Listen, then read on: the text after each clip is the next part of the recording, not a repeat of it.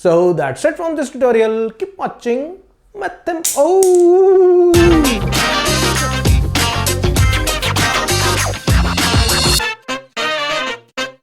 Mode का formula याद रखने में अगर आपको कोई दिक्कत आ रही है तो आप इस वीडियो को देख लेना। इसमें 1 मिनट के अंदर अंदर आपको यह समझ में आ जाएगा कि इसको आपको कैसे याद रखना है। देखो एक्चुअली ये फॉर्मूला जो है ना, इसको याद रखने का एक लॉजिक है, ठीक है। लेकिन अभी हम उस लॉजिक में नहीं जाते, लेकिन मैं सिंपल वे में आपको ये बता देता हूं कि इसको याद कैसे रखना है, ठीक है। तो इसके बारे में बात करते हैं। ये जो फॉर्मूला है इसको हम कैसे याद रख सकते हैं। देखो ये जो फॉर्मूला है ना, इसमें ये हमें पता है lower limit of the model class होती है, ये क्लास साइज होता है। तो L और H तो अक्सर स्टूडेंट को याद रह जाते हैं, तो ठीक है L को तो मैं ऐसे ही लिख देता हूं और यहां इंटू H भी मैं ऐसे ही लिख देता हूं। अब बात आती है ये बीच वाले पार्ट की, ये याद नहीं होता।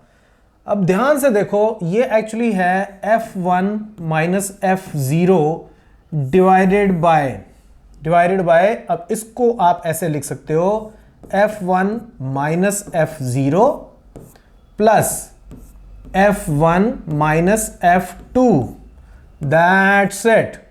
तो एक बार F1 में से F0 को माइनस किया और एक बार F1 में से F2 को माइनस किया एंड दैट्स इट। तो आप इसको ऐसे याद रख लो। अगर ऐसे नहीं याद होता, फर्दर मैं थोड़ा सा और बताता हूं, उससे और दिमाग में अच्छे से बैठ जाएगा। जैसे फ्रीक्वेंसी का जो कॉलम होता है या जो रो होती है, उसमें मान लो फ्रीक्वेंसी है 4, 7, 9, 8, 6, ठीक है। तो जो सबसे बड़ी फ्रीक्वेंसी होती है वो उससे पिछली और उससे अगली, ये 3 हम लेते हैं, ठीक है। तो इसको हम बोल देते हैं F0, इसको बोल देते हैं F1 और ये हो जाती है F2। यही होता है हमेशा, ठीक है। तो अब ये क्या है ऊपर, इसमें से इसको माइनस किया F1 माइनस F0, और नीचे क्या है, इसमें से इसको माइनस किया और फिर इसमें से ही इसको भी माइनस किया।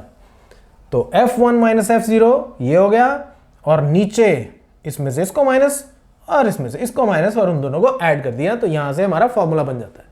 अब इसका आगे लॉजिक भी है कि ऐसे क्यों होता है, लेकिन उस डिटेल में अभी मैं नहीं जा रहा। अभी मैंने सिर्फ आपको यह समझाया कि इस फॉर्मूला को आपने याद कैसे रखना है।